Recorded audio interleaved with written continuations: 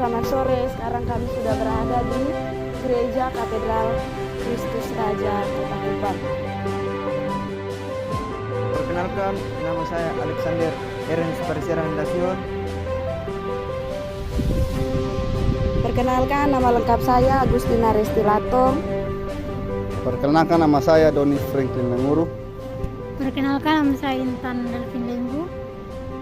Pendidikan Sejarah, Fakultas Keguruan dan Ilmu Pendidikan Universitas Nusa Cendana Kupang akan menjelaskan tentang sejarah Gereja Katedral Kristus Raja Kota Kupang.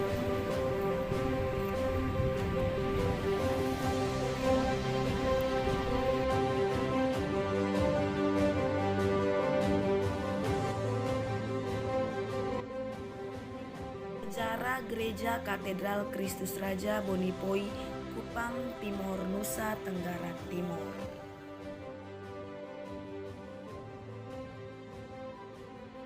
Pada tahun 1530, bangsa Portugis memasuki Pulau Timor. Di samping berdagang, mereka merambatkan agama Katolik. Maka di Kupang ada peninggalan sebuah benteng pertahanan yang sampai sekarang lebih dikenal dengan nama Asrama Benteng, di mana di dalamnya dahulu berdiam seorang pastor. Waktu VOC Belanda turun di Kupang menemui raja-raja asli Timor seperti Ampono, Amtiram, Amabesi, Amabi, Amanuban, Sonbai, dan juga Amfoang telah memeluk agama Katolik. Stasi Kupang pada tahun 1910 sampai dengan 1938. Pada tahun 1937, Monsinyur J. Perses, SVD, mengusahakan sebidang tanah untuk pembangunan gereja dan rumah pastoran. Berkat keuletan perjuangan Monsinyur Perses dan membantu Abam Piet Parera, misi memperoleh tanah di mana katedral sekarang berdiri dengan megahnya. Pada tahun sebelum Stasi Kupang berdiri, pastor yang memberikan pelayanan rohani kepada umat Katolik di Kupang datang dari Ndona, Larantuka, dan Halilulik. Perkembangan agama dan penambahan jumlah umat berjalan sangat lamban. Hal ini merupakan suatu tantangan yang perlu dijawab karena Kupang bukannya daerah Katolik seperti halnya di Belu dan juga Flores.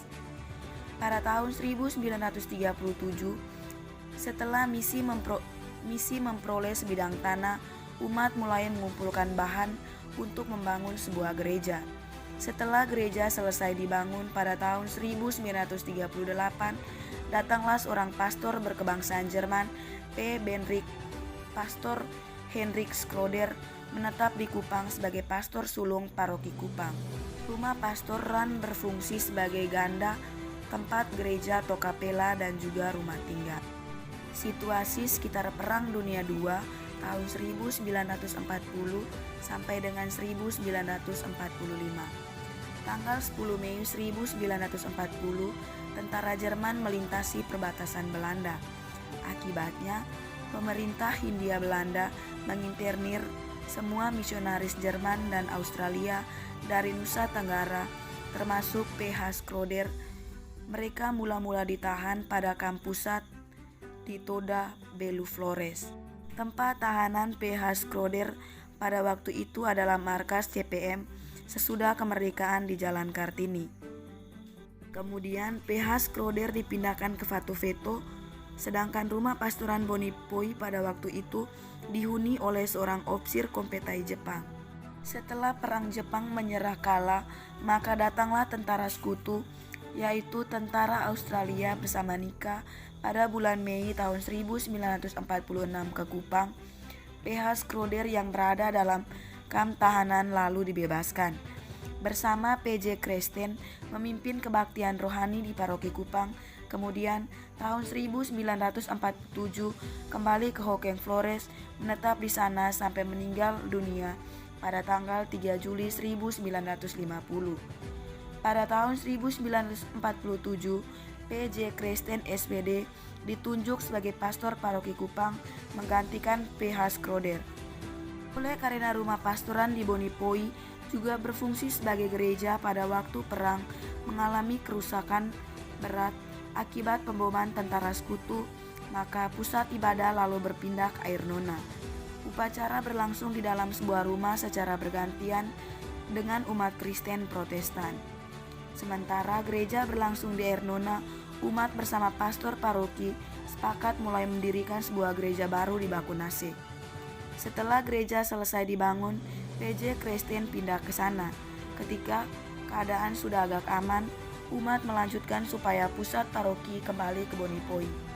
Pastor paroki tidak berkeberatan gereja baru di Bonipoi mulai dibangun dengan arsitektur BR Agustinus Griben SVD dan diresmikan pemakaiannya pada bulan Oktober tahun 1948 dan diberkati oleh Pastor Jan Eben dari Larantuka dapat dipergunakan sampai pada tahun 1967. Gereja dimaksud kini telah digusur dan dibangun pastoran baru berlantai 2 dan aula paroki. Katedral Kristus Raja Kota Kupang direnovasi berlangsung selama 8 bulan. Renovasi ini memang yang pertama kali dilakukan setelah gereja Katedral Kristus Raja Kota Kupang dibangun pada tahun 1962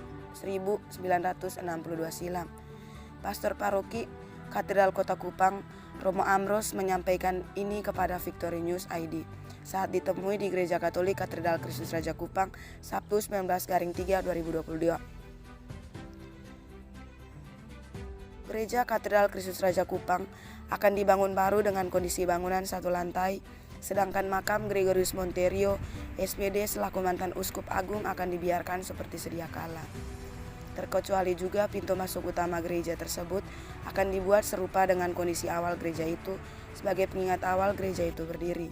Selebihnya bangunan gereja Katedral Kristus Raja Kupang seperti aula dan rumah pastoran juga dirubuhkan. Semua dirubuhkan dari PUPR kerjaan, kata dia.